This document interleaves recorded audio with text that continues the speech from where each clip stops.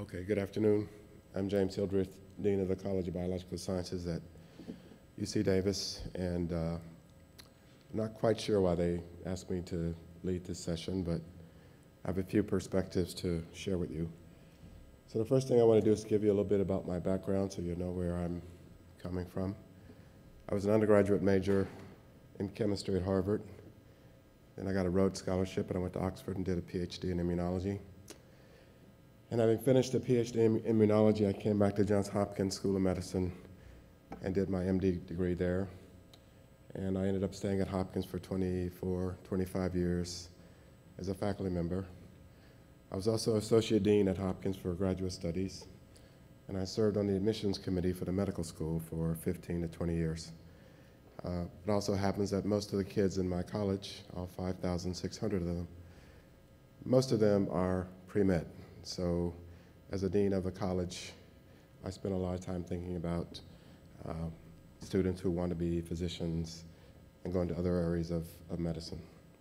And so I was kind of asked to talk about why undergraduates should even be concerned about leadership if they are aiming toward medicine.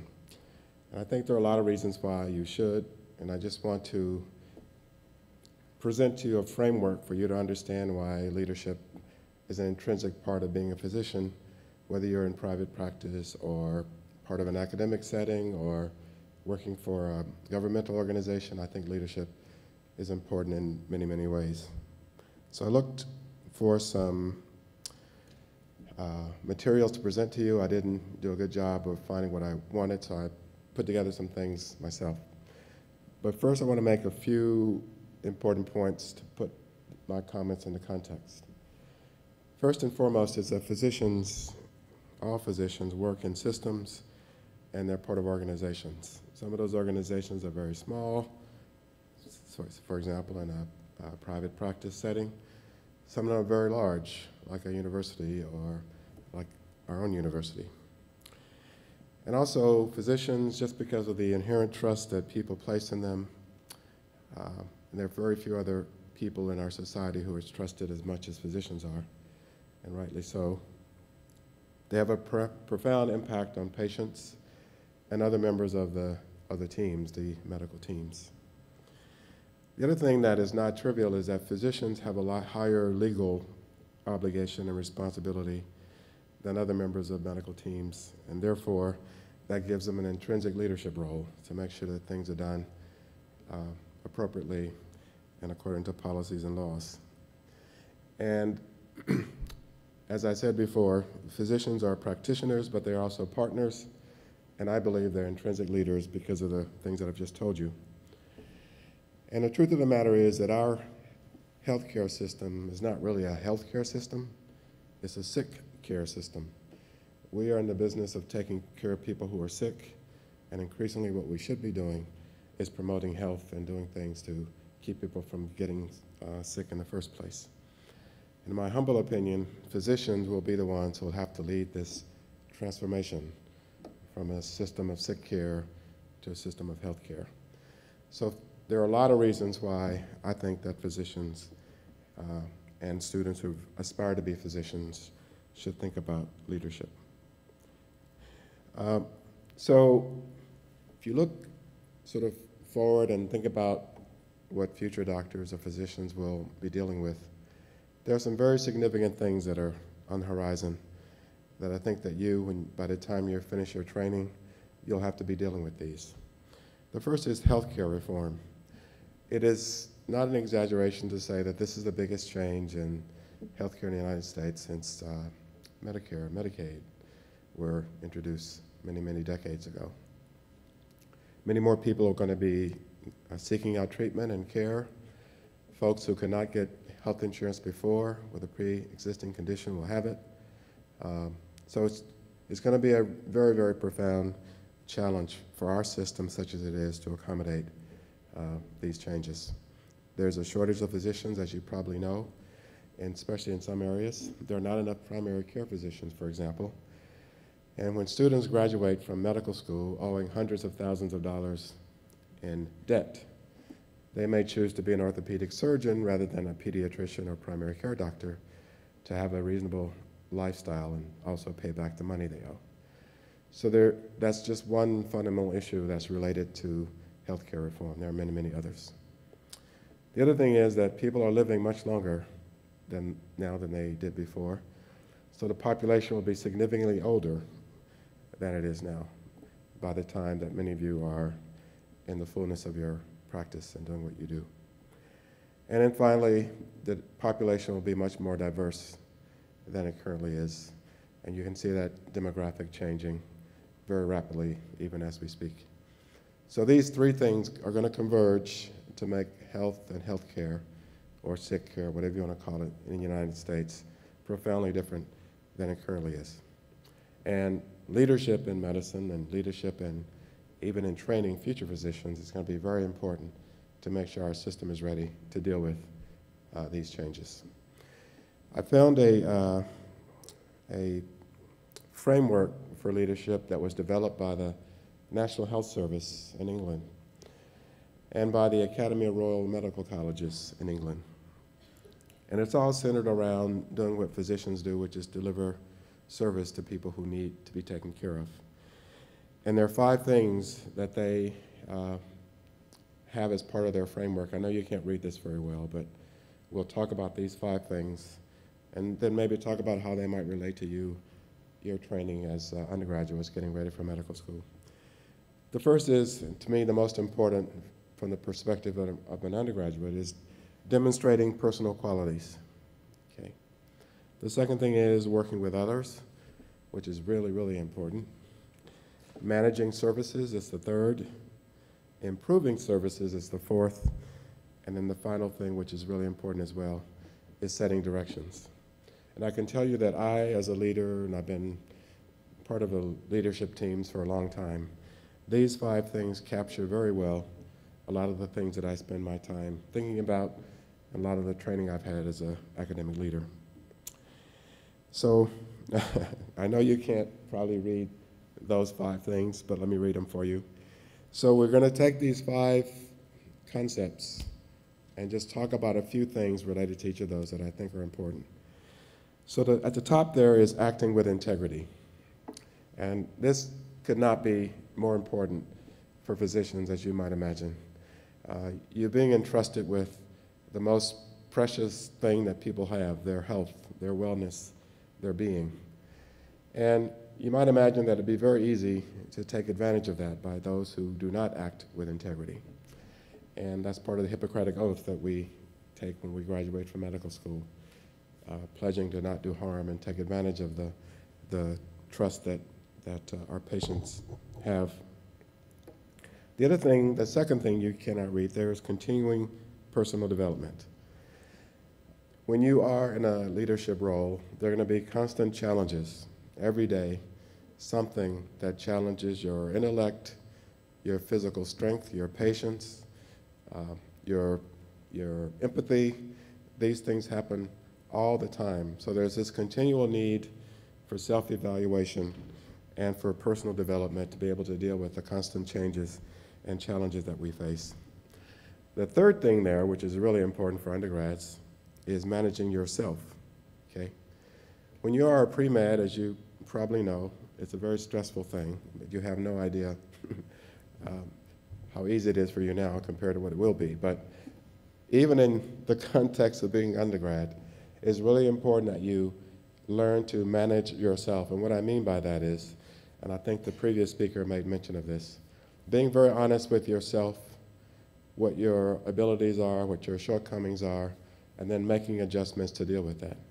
For example, when I was a pre-med, some of my classmates in preparing for the MCAT seemed to gravitate to the things they were already most comfortable with, when in fact the thing you should be doing is focusing on the things that you're least comfortable with, the areas where you know that you're weakest.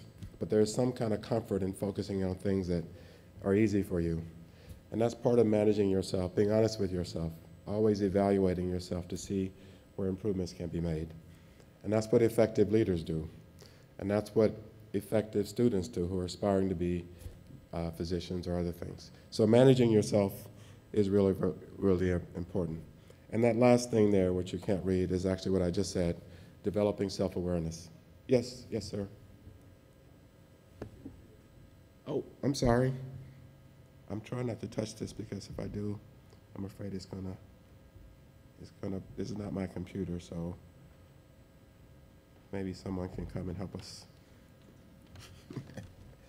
So that last thing there is developing self-awareness, and I think there are a lot of reasons for that, and we've talked about some of them, but these are 4 things that are related to demonstrating personal qualities that actually medical schools will be looking for. You know, acting with integrity, personal development. For example, some students start out slowly as freshmen. They have some challenges, but those who are able to keep getting better and better and improving themselves as they go along, that will get the attention of the admissions committees. Managing yourself, making sure that you have a balanced selection of classes and the other things that you're doing, not trying to do too much. And of course, we talked about self-awareness. So these are 4 things related to demonstrating personal qualities that are actually very relevant to leadership. The next thing is working with others and, sorry. It's not your fault. Deans are not very good at these. I don't know what's going on. I didn't do it. Okay. Here you go. Sorry. Thank you. So So the next thing is working with others. And if you go to a number of these sessions today, or during this time, there are going to be a lot of people talking about how important this is, both in training of physicians and the lives of physicians, being able to work with others, be part of teams. So there are 4 things here that we want to talk about that are related to leadership in medicine. The first one there is actually what I just said, working within teams.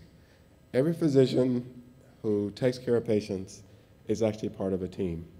And in some cases, a team is just 2, the physician and the patient he's taking care of. They have to work as a team to help solve the problem, whatever it is. But usually the team is much larger than that. Nurse, you know, there are the clinical testing individuals, there are the folks who are part of the support team. So working as part of a team is very, very common for physicians. That's number 1. The next thing is encouraging contribution. What we mean by that is that leaders are responsible for getting the best out of the people that they lead, right? And that's how teams become effective. When each person of the team is valued and is encouraged to make a contribution, that tends to be a very, very successful team. And that is one of the things that physicians can do and should do every day that they're practicing medicine, even encouraging their patients. I mean, you have to sometimes encourage patients to make the right choices, to do the right things. So encouraging contribution and success on the part of others is a very important part of leadership and also in medicine. The third one is also very important, building and maintaining relationships. And you probably know that as part of your undergraduate studies, you sometimes learn a lot more from your colleagues, from your peers, than you learn from folks like me, the professors, right? And that's not a bad thing. That's probably the way it should be. And some individuals do a much better job of this than others, and they tend to be more successful. Because everyone who's ever done anything significant, I can tell you, they didn't do it all by themselves. They had people who helped them, who encouraged them, who supported them in some sort of way. So building and maintaining relationships is very important. And some of the relationships you establish as an undergrad, you'll see, will be there for you for the rest of your life and career. So this is a really, really important concept. And the third thing, which is related to that, or the fourth thing, is developing networks, okay? We all need networks of supporters, network of mentors, networks of folks we can just call to get information, to get advice about how to deal with a situation. And that's true for physicians as well, whether you're in private practice or part of a large organization. So these are things related to leadership that I think are also very much pertinent to being a physician and aspiring to be one. The third thing was managing services. Now, this is probably one that's least related to your life as an undergraduate, but let's talk about them anyway. So the first thing there is managing performance, right? When physicians are taking care of patients, again, there are a number of things involved there. There's getting tests and test results. There's making sure the prescriptions that patients are getting are the appropriate ones, that there's not going to be any challenges there. So managing services is key, and we have 4 things here I want to talk about that are related to this. Managing performance, managing people, managing resources, and planning. Now, those last 2 are probably most related to you as an undergraduate, more so than the other 2. So let's talk about that, the one at the bottom, planning. Planning is important no matter what it is you're aspiring to do. And there's no effective leader who's not good at planning, because usually you have a limited budget and a limited time frame to get things done. And without planning, there's no way you're going to be successful. You, as a pre-med, have lots of challenges. Some of you have extracurricular activities. Some are doing research in the laboratory. Some of you are athletes. So there's a lot of things that have to be done. And time management, i.e. planning, is critical if you're going to be successful.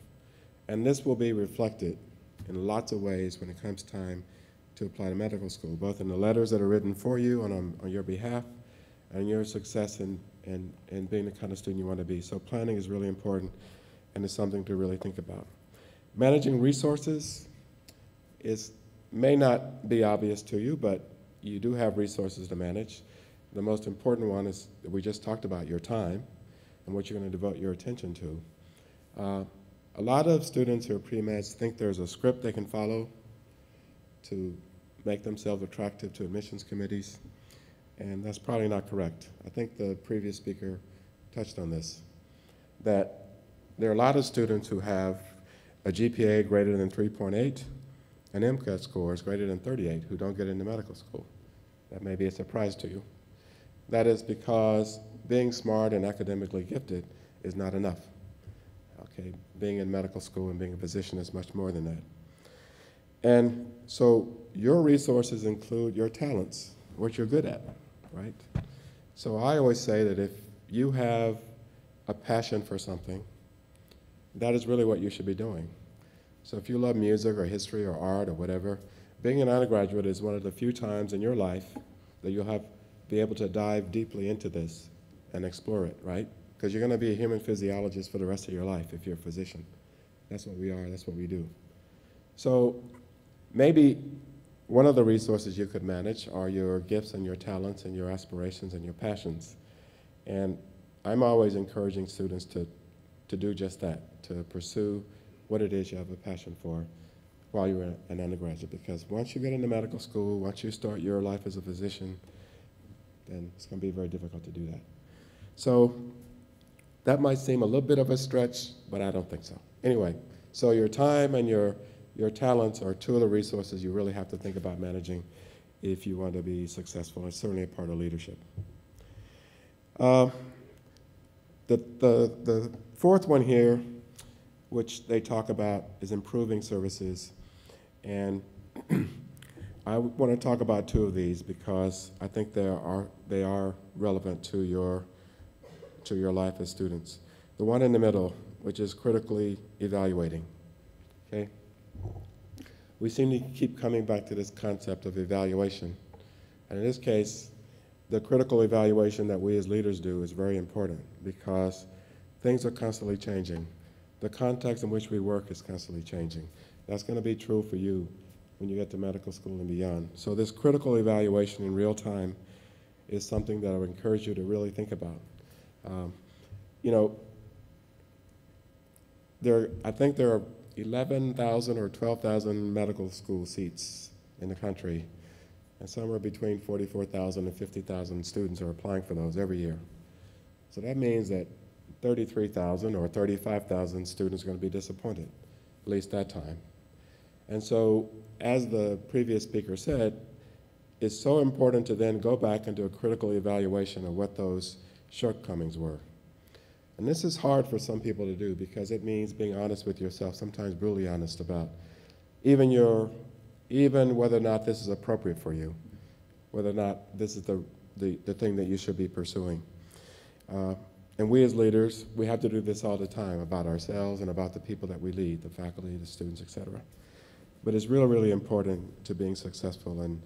And you, in leading yourself and aspiring to medicine, is something that you should do as well. Then going to the last thing, which I think is important, which is setting direction. This is one of the things that leaders are hired for, and one of the things they're expected to do, is to set the direction and set the goals and the metrics for their organizations.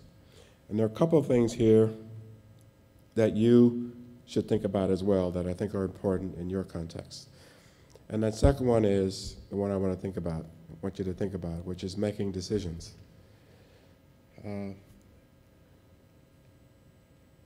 Thoughtful and effective decision making is really what sets effective leaders apart.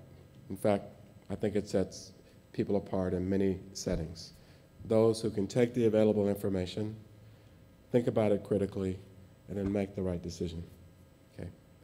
It saves time, it saves resources, and it helps to push the agenda forward in very significant ways. And for you as undergrads and as pre-meds, this is also very important. But I want to get back to the first thing I said, which is to take the available information, take the data that you have, evaluate it critically, and then make a decision. And oftentimes, when I was an undergrad, for example, I was so much looking ahead that I forgot to be focused on the thing right in front of me, which might have been organic chemistry or physics 121 or whatever. I mean, if you don't take care of the business at hand, those things you're aspiring to are definitely not going to happen, right? Because you know for sure that if you don't have the right GPA, or at least a minimum GPA, and a certain MCAT score, you won't get past that first step. So one of the decisions you have to make, a critical decision, is that I'm going to be focused on what's in front of me, knowing that if I do that, the next thing will take care of itself. That's kind of a critical decision you have to make. And sometimes, you know, when you're choosing a course to take or whether or not to do research in a lab, there are a lot of things you're going to be deciding, but you should really take the whole context when you do that. For example, I encourage freshmen not to jump into the laboratory right away, but to get their feet planted as a student before they do something like that. But a lot of students want to jump in, take all the big courses, and, you know, because they've been a big fish in their pond, but they're coming to a place where all the fish are big. And in fact, the pond is huge. So the context is very different. And that's why this thing of being a critical thinker, which is what leaders must do, is also very important for you, right? And another thing that is related to that, of course, is applying knowledge and evidence. This is what we do as scientists and what physicians do every day. They take evidence and they take the available knowledge and they make a treatment plan for their patients. Again, this is something that's a core principle of leadership, but physicians do that every day, and it's a great example of how the two things are related. And the last thing there for this one is identifying the context for change, right? One of the things I deal with as a dean and as a leader is the fact that people inherently do not like and are resistant to change.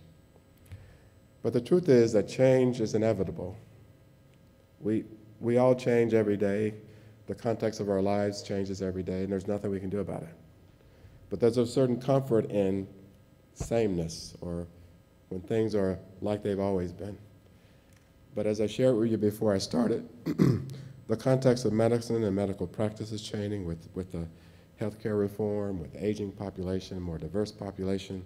The technologies are just, when I think about what I learned in medical school and what you're going to learn in medical school, it's almost unbelievable for me. When I graduated from medical school, I believe if I were to sit down in front of a patient, I might have 100 or 1,000 data points or pieces of information that I might use to make a treatment plan for the patient.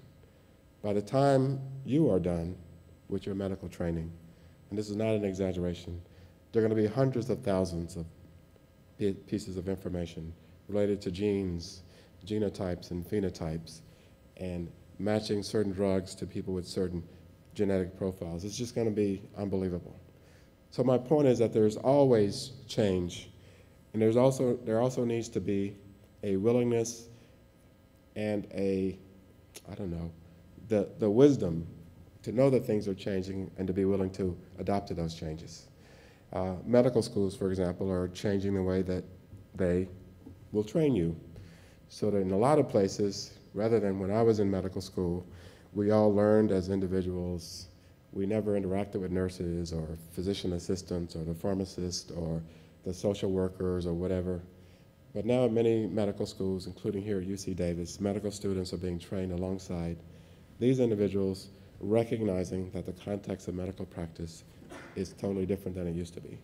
So this idea of being aware of change and aware of the context for change is very important, and is really something that you should be aware of.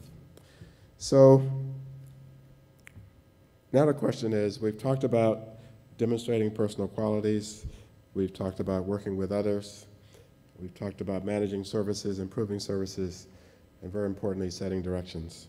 So now the question is, and we kind of talked about this as I was going along, but how did these concepts apply to you?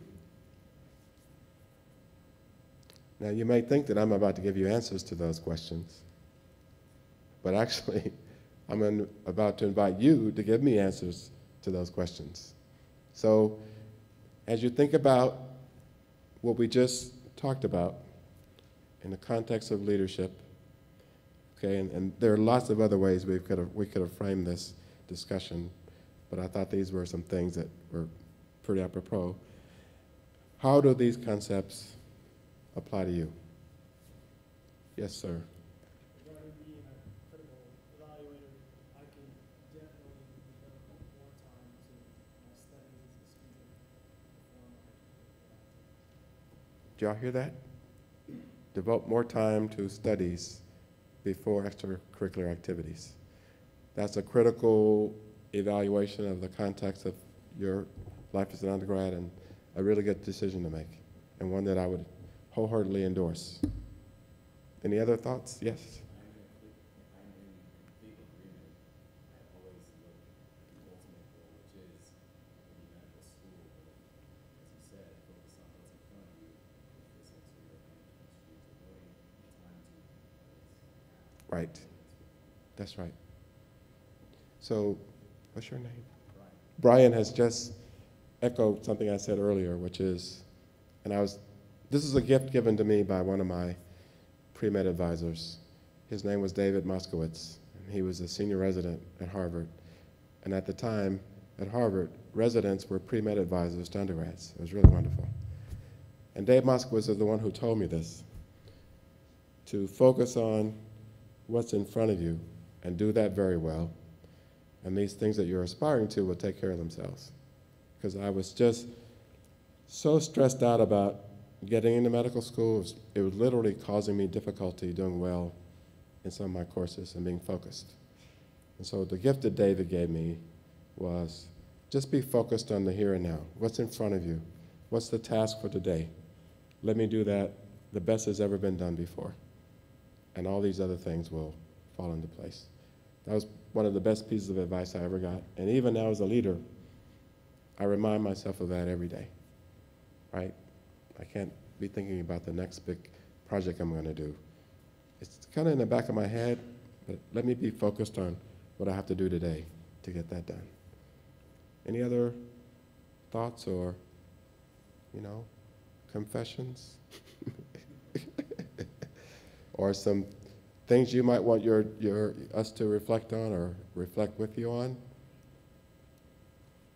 No? Reflect on the leadership role. Like, how did you start taking a leadership role early on as students? How did you develop that leadership role that way you end up partaking in that? So the question was, how can undergrads start to take on these leadership roles as pre-meds? Well, the truth is that you do things important for leadership every day, maybe without recognizing it. you've all been part of study groups or lab groups, right? Or in our case, we have, I don't know, we divide the students up into groups of 4 to 6 or 8 or so. And there's always one student who seems to be more organized, more prepared, more willing to make sure the group is successful than the others. And without knowing it, that person is kind of exhibiting kind of a natural leadership. That also happens in study groups. You know, if you're part of a class of 500 students, at least this is my observation, there are going to be some students who get gravitated to because, again, they seem to be on top of things. They seem to be more organized. They seem to have their act together a little bit more. What it actually is that they are displaying the qualities of leadership where there is, again, the planning and all those things we talked about, they have them. And people recognize that. So there are opportunities for leadership in everything that you do, whether it's a sports organization or, I don't know, a music organization. There are lots of organizations you can be a part of where you have a chance to display those leadership qualities. And the people who are around you who are watching, they're going to comment on that. People will notice. Yes, ma'am. Yes. Yes.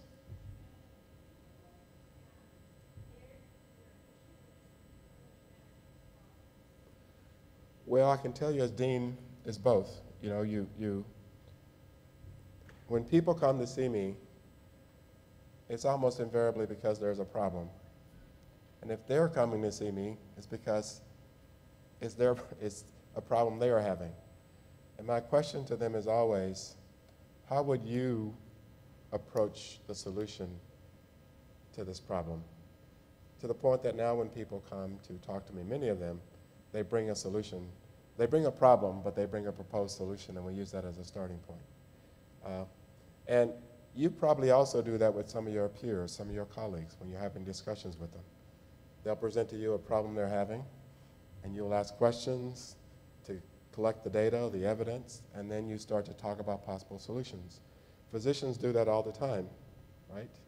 When you are managing a case, managing a patient with a certain disease, there's the process by which you want to have all the available relevant information to make the appropriate decision.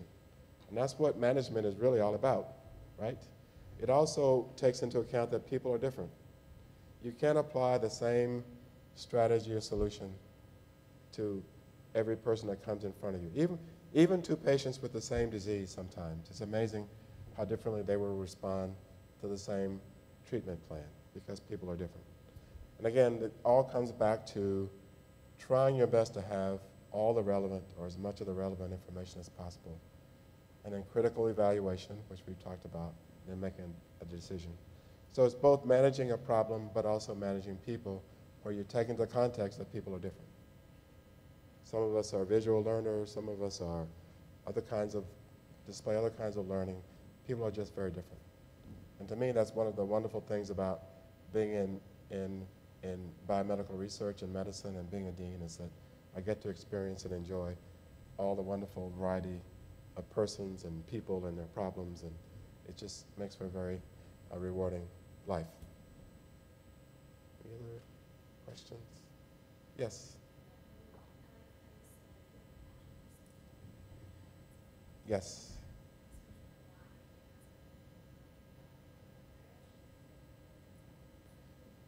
So are you neglecting dance because you don't think that dance will enhance your chances of getting into medical school?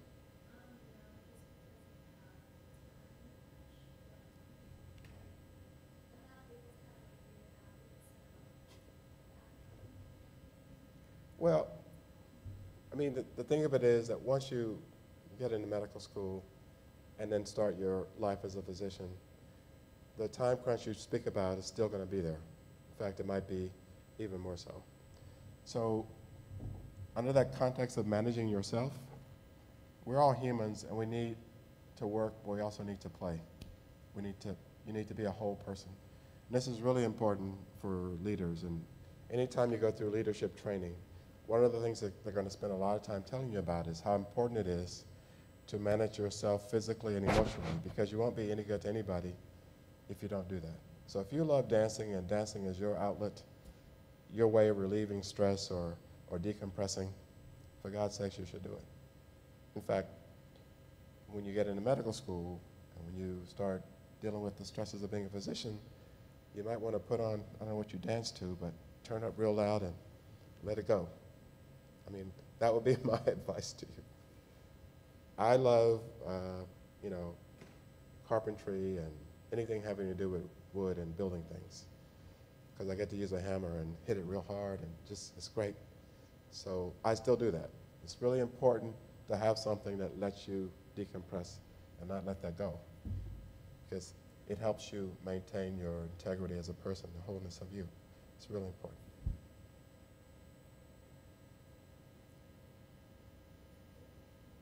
Any other thought? Yes, sir.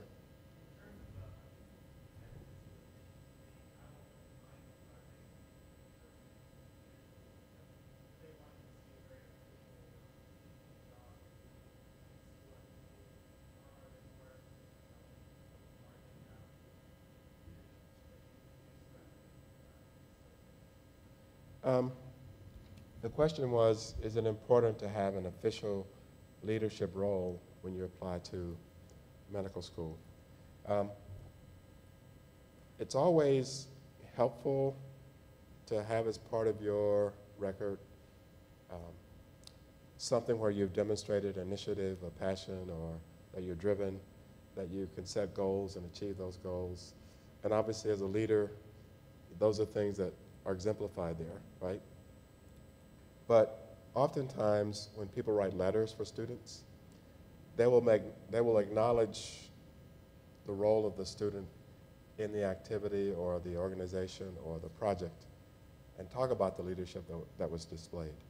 So sometimes it comes in a form of an official role that a student has played, like president of the student body or whatever. But oftentimes when I read the letters, it's a faculty member or a mentor who will make specific note of the fact that this student displayed leadership abilities in managing the project, et cetera, et cetera. So it's nice to have the official title or leader of something, but it's not, I don't think it's necessary. When I was on the admissions committee at Johns Hopkins, for a time we dropped the MCAT requirement because we believed that it didn't really predict anything. And one of the things that we did as a consequence of that was paying much more attention to the letters that were written for the students. And oftentimes those letters would speak in very specific terms about those kinds of qualities that I've been speaking about. So I think the answer is yes, it's nice to have those things, but I don't think it's really necessary. For my part, when I was on the admissions committee, I paid particular attention to students who were not science majors. You all probably know you can major in anything and be pre-med. Social studies, anthropology, music theory, whatever, as long as you take that certain list of courses and do other things. And I was fascinated by students who had made the decision to pursue their passion while being a pre-medical student, because it takes a certain courage to choose to do that when most people choose to do biochemistry, chemistry, biology, right? And for my part, these were students who had made a critical self-evaluation and had given themselves permission, had the courage to give themselves permission to take the non-beaten path. That I love music, this is very important to me, and in fact, I think it's going to make me a better physician, so this is what I'm going to do. And I was always really a strong advocate for those students, and many of them came and did extremely well and went on to be really successful physicians. So I'm just making the point that oftentimes to display the qualities we've been talking about, you have to be doing something that's really a passion for you. For me, it was chemistry. I loved chemistry. I mean, I almost went to graduate school in chemistry because it was so cool, but anyway, I thought better of it. I went to medical school. But my point is that choosing to do something that really makes it easy to get up in the morning, even as an undergraduate, is really important. And that will come through in everything that you do. In the letters that are written for you, in the grades that you get, and the achievements you are able to make. That's why choosing something that's important to you is important, right?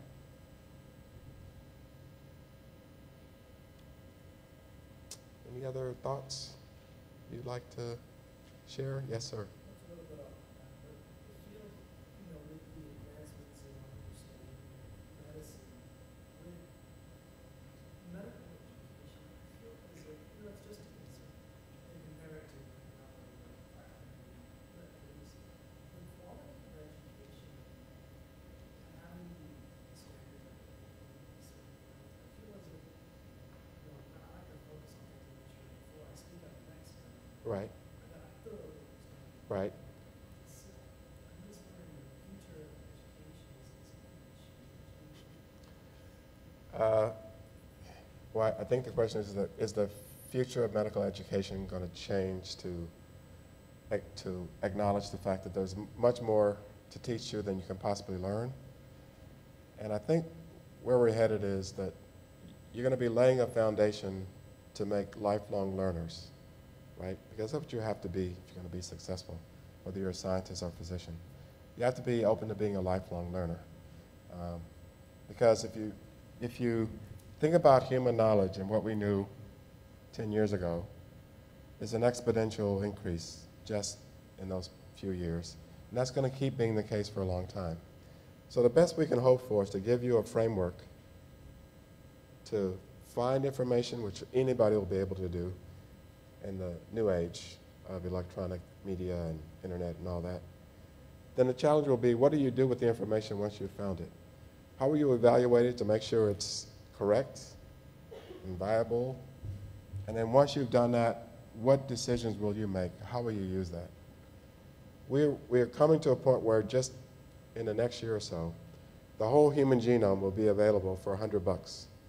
Can you imagine having every gene in a person's genome sequenced and identified and available for less than $100? And there's some really egregious things that could be done with that information, right? So we as a society have to start making some decisions about how we're going to keep those things from happening. NASA would suggest to you that you, as medical scientists and physicians, should play a huge role in making sure that happens. Because again, there are few people in our society who are held in such high esteem as physicians are. So their word and their efforts could be very, very powerful in this. And I encourage you to really think about that, because the society needs it. We really do. So you're right. We got to think about how we're teaching not just medical students, but even undergraduates. Because again, what I learned in my 4 years at Harvard, I'm almost embarrassed that, well, I shouldn't be, because my daughter learned those things in high school, right? So things are being pressed down to lower and lower levels.